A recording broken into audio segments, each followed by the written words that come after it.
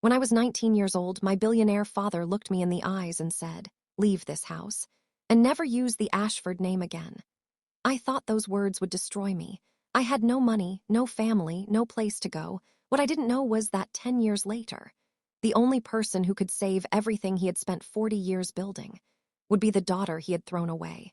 My name is Claire Ashford. Claire Ashford was 19 years old when her father, billionaire real estate developer Marcus Ashford, told her to leave his house and never use the Ashford name in connection with any business venture again. Marcus had built Ashford Development Group from nothing, starting at 24 years old with a single dilapidated commercial property he had purchased using nearly every dollar he had saved from a modest childhood. The son of a mid-level accountant who had never accumulated significant wealth of his own. Marcus's early success had come from an almost obsessive attention to undervalued properties in transitional neighborhoods, a pattern recognition skill he had developed through years of careful study before he ever had the capital to act on his insights, and a willingness to take on debt levels that more conservative investors of his generation considered reckless.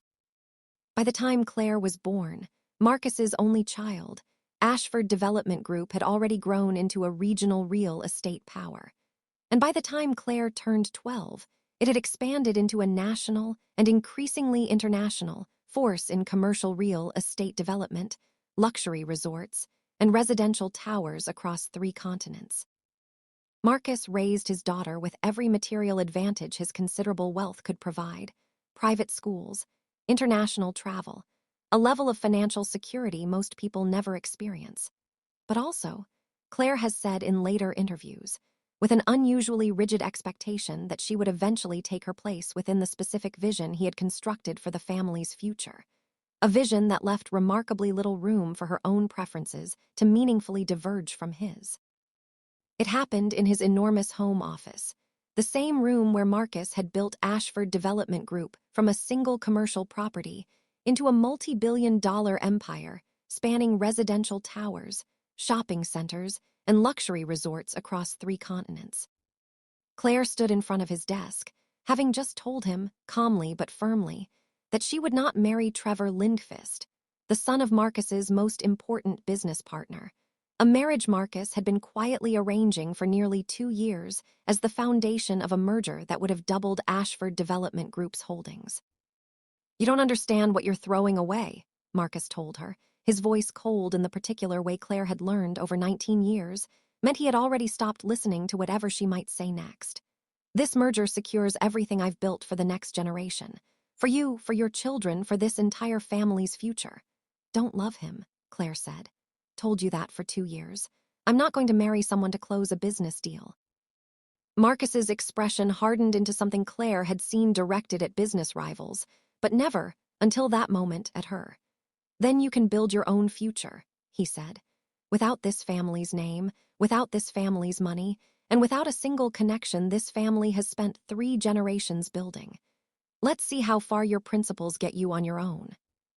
Claire left that evening with 1 suitcase, and the modest savings from a part-time job Marcus had always dismissed as an unnecessary hobby for someone who would never need to actually work for a living.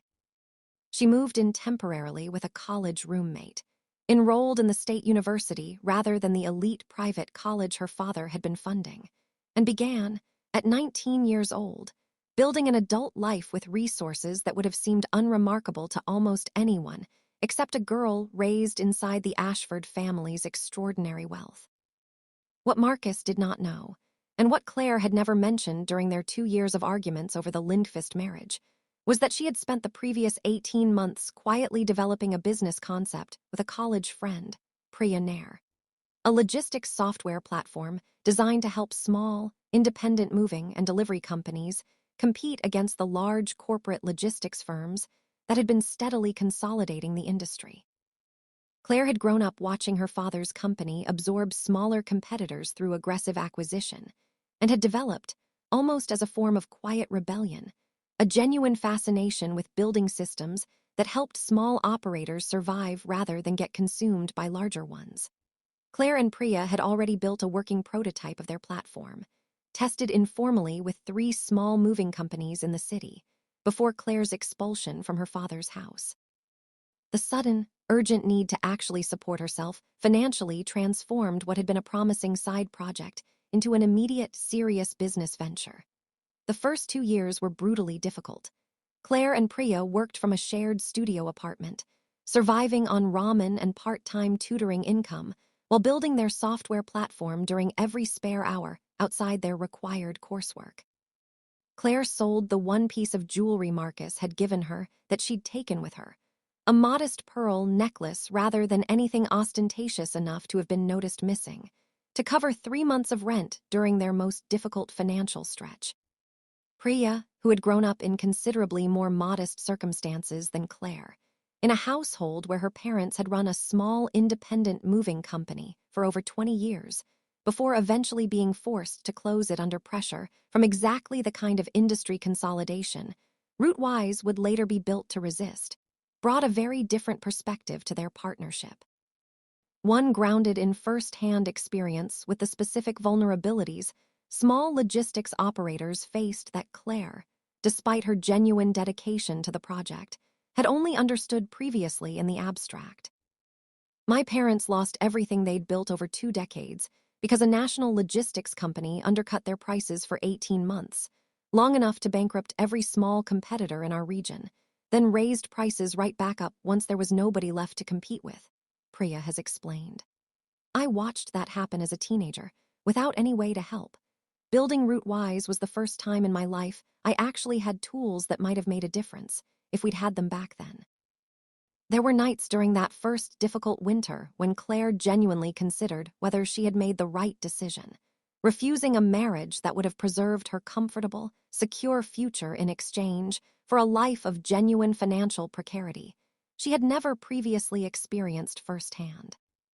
She has spoken candidly, in later reflections on that period, about calling her mother late one particularly difficult night, crying quietly so Priya wouldn't hear through their apartment's thin walls, uncertain whether her principles were actually worth the cost she was paying for them. My mother didn't tell me to go back and apologize to my father, Claire has said. She just listened for almost 2 hours, and at the end she told me that whatever I decided, she loved me, and that decision alone, just knowing she wasn't going to judge me either way, gave me enough strength to keep going a little longer. I think that phone call mattered more to how everything eventually turned out than almost anything else that happened during those 2 years. Their company, which they eventually named Rootwise, secured its first significant funding not through any connection to Claire's family, which she deliberately avoided leveraging even when doing so might have dramatically accelerated their early growth, but through a small business incubator program that selected Rootwise from several hundred applicants based purely on the strength of their technical prototype and business plan. I made a decision early on that I wasn't going to build this company on my father's name, even indirectly, Claire has said, in interviews years later discussing Rootwise's unusual early growth trajectory. If I'd used his connections to get our first big client meeting, I would have spent the rest of my career wondering if any of our success was actually ours, or just an extension of his. I needed to know it was real, built entirely separate from anything he gave me. Routewise grew slowly, but steadily over its first 5 years. Building a loyal customer base among small logistics operators who had grown increasingly desperate for tools that could help them compete against the large corporate firms consolidating their industry. Firms remarkably similar, in their aggressive acquisition strategies, to the very approach Marcus Ashford had used to build his own real estate empire. The turning point for Rootwise came during its 6th year, when a major logistics conglomerate attempted a hostile takeover of a regional network of independent delivery companies that had been using Rootwise's platform for years. Rather than allowing these small operators to be absorbed and dismantled, Claire and Priya, by then having secured significant venture capital funding of their own, orchestrated a defensive counter-investment, providing the independent operators with the capital and technical infrastructure needed to resist the takeover, and instead form a cooperative alliance, still independently owned, but now technologically unified through Rootwise's platform. The specific operators involved in that regional network included a family-owned delivery company run by a man named Oscar Reyes, whose situation Claire has cited repeatedly, in later interviews, as the moment she fully understood the stakes of the work Rootwise had been built to accomplish. Oscar had run his company for over 15 years, employing nearly 30 people in a small city that had seen most of its other local logistics operators already absorbed by larger regional and national firms over the preceding decade. When Oscar first approached Rootwise for help, he told Claire directly, during an early phone call she still remembers clearly years later, that he had already accepted, privately, that his company would likely be forced to sell within the year, that he had simply hoped Rootwise's software might help him negotiate slightly better terms for himself and his employees before the inevitable happened. "I told him we weren't interested in helping him get better terms for losing his company," Claire has recounted. "I told him we wanted to help him keep it entirely and build something that made him stronger than the company trying to acquire him. He didn't believe it was possible at first. Neither, honestly, did I completely, until we actually built the specific tools that made it work." This defensive maneuver, unusual in an industry that typically saw consolidation as inevitable, generated significant attention within the logistics and technology press, establishing Rootwise's reputation not merely as a software company, but as a genuine advocate for independent business owners being squeezed by industry consolidation, a positioning that attracted both customers and investors who specifically wanted to support that particular business philosophy. By its 10th year, Rootwise had grown into a company valued at nearly $400 million, employing over 300 people and serving thousands of small logistics operators across the country, a scale of success that had grown organically from Claire and Priya's original prototype without ever drawing on the Ashford family name, connections, or capital. Claire had, over those 10 years, maintained almost no contact with her father. She spoke occasionally with her mother, Diane Ashford, who had remained married to Marcus despite what Claire understood to be significant private tension over his handling of their daughter's expulsion. Tension Diane never discussed in detail, but that Claire could sense in the careful, diplomatic way her mother navigated every conversation that touched on Marcus's continued insistence that Claire's estrangement was entirely her own choice to resolve. Marcus, for his part, had proceeded with the Lindqvist merger despite Claire's absence from the arrangement, restructuring the deal to rely purely on financial terms rather than the marriage alliance he had originally envisioned.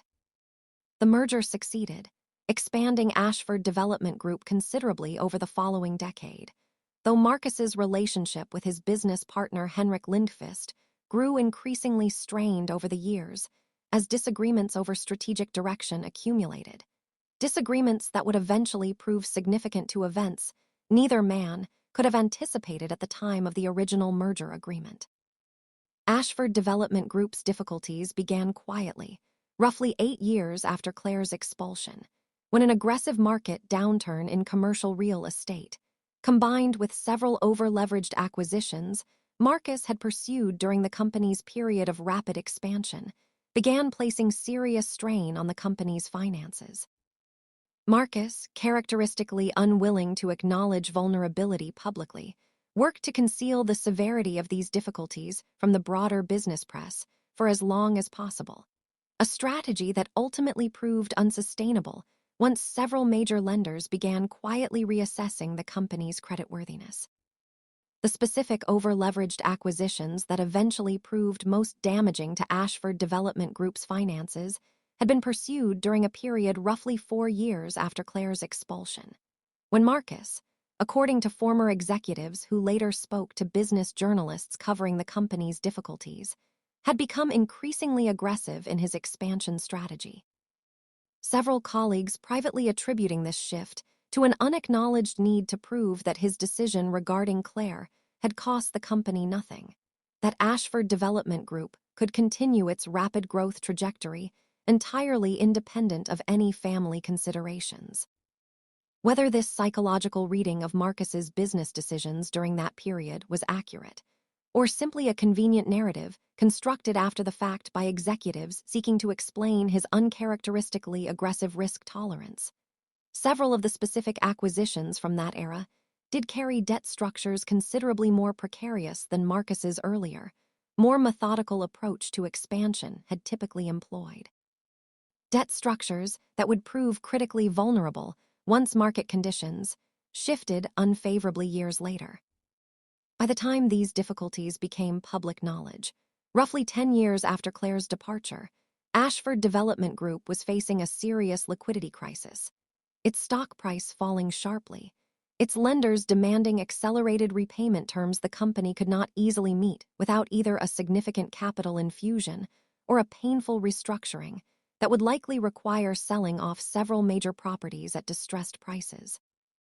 Henrik Lindqvist, Marcus's business partner and the architect of the original merger Claire had refused to cement through marriage, saw in this crisis an opportunity he had apparently been quietly positioning for over several preceding years.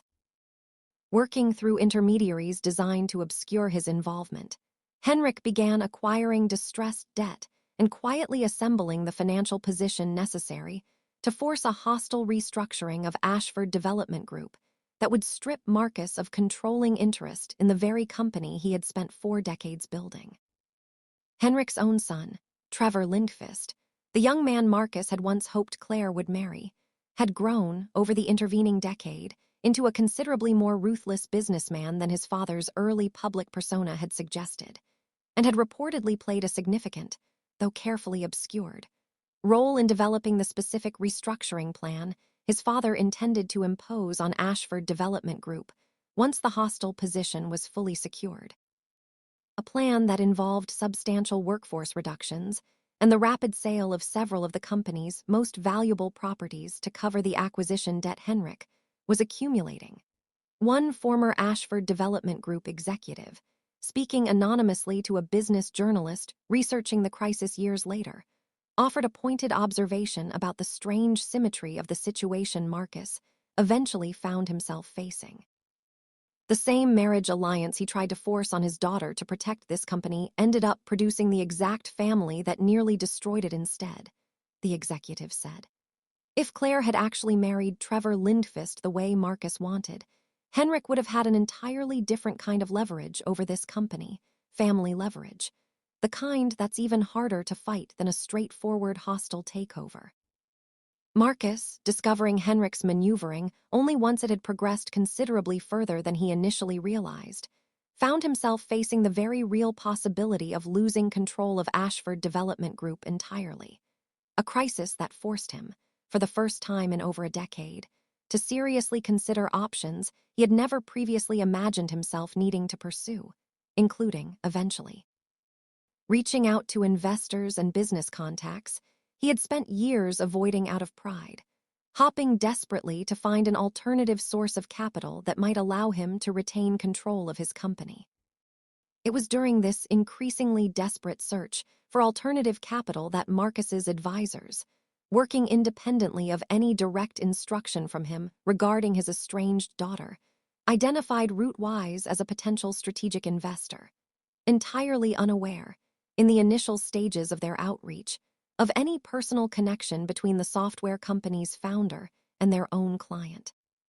The formal investment proposal reached Claire's desk through entirely conventional business channels, a detailed prospectus outlining Ashford Development Group's financial difficulties, and the specific investment terms Marcus's team was offering in exchange for capital sufficient to counter Henrik Lindqvist's hostile positioning. Claire read through the proposal twice before fully processing that the distressed company seeking her investment was, in fact, her own father's business, the same business from which she had been permanently and explicitly excluded a decade earlier. Priya, reviewing the same proposal alongside her, watched Claire's expression carefully. "You don't have to do anything with this," she said. "We can decline, or ignore it entirely, and nobody outside this room needs to know it ever crossed our desk." Claire sat with the proposal for several days before reaching a decision, working through a complicated tangle of emotions that she has since described, in later interviews, as considerably more difficult to navigate than any of the purely financial calculations route-wise typically applied to potential investment opportunities. I kept coming back to the fact that Ashford Development Group employs thousands of people who had absolutely nothing to do with what happened between my father and me, Claire has explained. If Henrik Lindqvist successfully forced through his hostile restructuring, the plan, once I had our team examine his public filings and acquisition history, clearly involved gutting the workforce and selling off assets for short-term returns rather than any genuine commitment to the company's long-term health. I wasn't investing to help my father personally. I was investing because I understood, from building my own company around protecting independent operators from exactly this kind of predatory consolidation, precisely what was actually at stake for the people who had nothing to do with my personal history with him. Claire ultimately agreed to provide Rootwise's investment, though under terms considerably more protective of Ashford Development Group's existing workforce and operational independence than Marcus's team had originally proposed, terms that Claire's own advisors negotiated specifically to prevent any possibility of Rootwise itself later being accused of the same predatory consolidation tactics Henrik Lindqvist had been pursuing. The formal signing meeting took place in Ashford Development Group's headquarters, in a conference room considerably less grand than the home office where Marcus had once told his 19-year-old daughter to leave and never return, though the symbolic weight of the location was not lost on either party once Marcus finally understood, walking into that room, precisely which investor's representative was sitting across the table from his own legal team. Claire had spent the days leading up to the meeting deliberating carefully with Priya about how to handle the moment of recognition, uncertain whether to request a private conversation with Marcus in advance to avoid the shock unfolding in front of both legal teams, or to allow the confrontation to happen exactly as it would have with any other investment counterparty, without any special accommodation for the personal history involved. I decided I wasn't going to manage his feelings about this the way I'd spent my whole childhood managing them, Claire has explained. If I'd called ahead to soften the moment for him, I would have been right back in the old pattern, protecting him from discomfort at the expense of my own directness. I wanted him to experience this the same way any other counterparty would have to experience finding out unexpected information during a deal. That felt important, even if it was harder in the moment. Marcus's reaction, upon recognizing his daughter, unfolded in front of both legal teams, an audience neither Claire nor Marcus had anticipated when the meeting was originally scheduled through their respective representatives. "Claire," Marcus said, his voice carrying a complicated mixture of shock, something that might have been shame, and an old, familiar instinct toward controlling the situation that Claire recognized immediately from a decade of watching him operate in exactly this kind of high-stakes business environment. "I didn't realize Rootwise was your company." "That's because you never asked what I built after you told me to leave," Claire said, her voice steady in a way that surprised her own legal team, who had privately worried, in preparation for this meeting, about how emotionally difficult this specific confrontation might prove for their client. The lawyers on both sides sat in an increasingly uncomfortable silence as the personal dimension of the meeting became apparent. Several of them, according to one attorney who later discussed the meeting anonymously with a business journalist, exchanging glances, uncertain whether to intervene and redirect the conversation back toward the formal terms of the transaction, or allow the two principals to work through whatever needed to be said before proceeding. Marcus was quiet for a long moment, the assembled lawyers and advisors on both sides watching a private family history unfold in a setting designed for cold financial negotiation.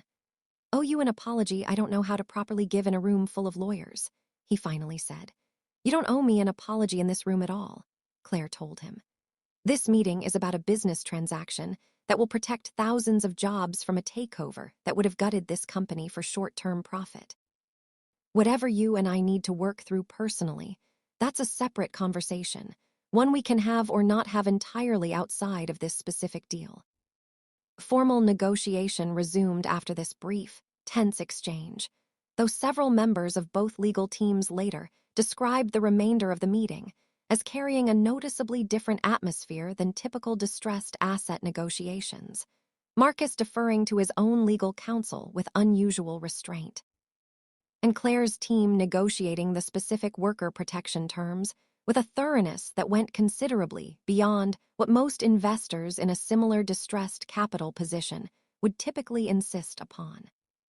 The investment closed successfully, providing Ashford Development Group sufficient capital to counter Henrik Lindqvist's hostile positioning and retain Marcus's controlling interest in the company, though under a restructured governance arrangement that included, at Claire's specific insistence, considerably more robust worker protections and operational transparency requirements than Marcus's previous management approach had typically embraced. Henrik Lindqvist's takeover attempt collapsed within months of Rootwise's investment, unable to secure the additional financing he would have needed to overcome Claire's counter position, and his own business reputation suffered considerably once details of his aggressive, worker-unfriendly restructuring plans became more widely known within the industry following the failed attempt. What followed the formal business resolution was neither an immediate, dramatic family reconciliation nor a continuation of the decade-long estrangement that had preceded it, but something considerably more complicated and, in Claire's own assessment, more honest than either extreme would have been. Marcus reached out to Claire several weeks after the deal closed, requesting a meeting entirely separate from any business context, a request Claire considered carefully before agreeing to, on the specific condition that the meeting take place at a neutral location rather than either the Ashford family home or Ashford Development Group's offices.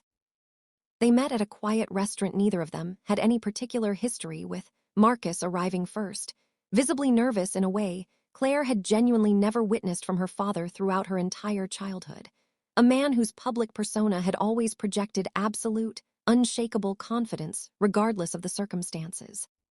Had 10 years to think about that day in my office, Marcus told her, once they were seated.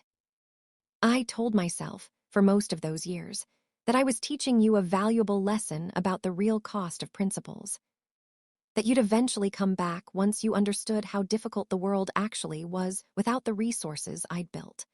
I need you to know that I understand now how wrong that was, not because you eventually succeeded, but because I never should have made your place in this family conditional on agreeing to a marriage you didn't want, regardless of what you eventually built afterward. Claire listened to this apology carefully, understanding, from her own years of building Rootwise around protecting people from exactly the kind of pressure her father represented, precisely how significant it was for a man like Marcus Ashford to offer this kind of acknowledgement without any business advantage attached to the admission. Do you know what the hardest part of those first 2 years actually was? Claire asked him, after a long silence. It wasn't the money, or sleeping on a second-hand mattress, or eating ramen for months at a time. It was wondering, almost every single day, whether you'd been right, whether I really was throwing away something I'd regret losing forever, over a principle that might not actually matter as much as I believed it did in that moment. Marcus's expression shifted, something in it softening in a way Claire had rarely seen directed at her, even in childhood. Never once, in 10 years, considered that you might have been carrying that same doubt, he said quietly. I assumed your confidence in your decision was as absolute as mine was in believing you were making a mistake. It wasn't absolute at all, Claire said. I just decided that even if I was wrong, it needed to be my mistake to make, not a decision you made for me by threatening to take everything away unless I complied. I don't know if I can just go back to being your daughter the way I was before that day, Claire told him honestly. Too much happened during those 10 years, including everything I built entirely without you. I'm not willing to pretend those years never happened, but I'm willing to build something new, if you're willing to accept that I'm no longer the 19-year-old girl you once told to leave. Marcus nodded slowly. I think I'd like that, whatever it becomes. I'm tired of the version of strength I spent 40 years believing in. I'd like to learn a different one, even if it takes the rest of my life. Relationship rebuilt itself slowly over the years that followed, not through dramatic speeches, not through expensive gifts, not through promises, but through small acts of consistency. Marcus attended several Rootwise company events, always sitting quietly in the audience rather than placing himself at the center of attention. He never tried to influence Claire's decisions. He never reminded anyone that she carried the Ashford name. He simply respected the company she had built without him. Claire's mother, Diane Ashford, later told close friends that watching Marcus slowly rebuild trust with their daughter was the first time in their marriage she had ever seen him truly change his mind instead of defending his pride. Billionaire, Claire's closest friend and co-founder, once told her something that stayed with Claire forever. You didn't go back because you needed him. You went back because you had built a life strong enough that you could choose the relationship on your own terms. That's not returning out of weakness. That's returning from strength. Years later, when Claire spoke to young entrepreneurs, she always corrected one common misunderstanding. "This isn't a revenge story," she would say.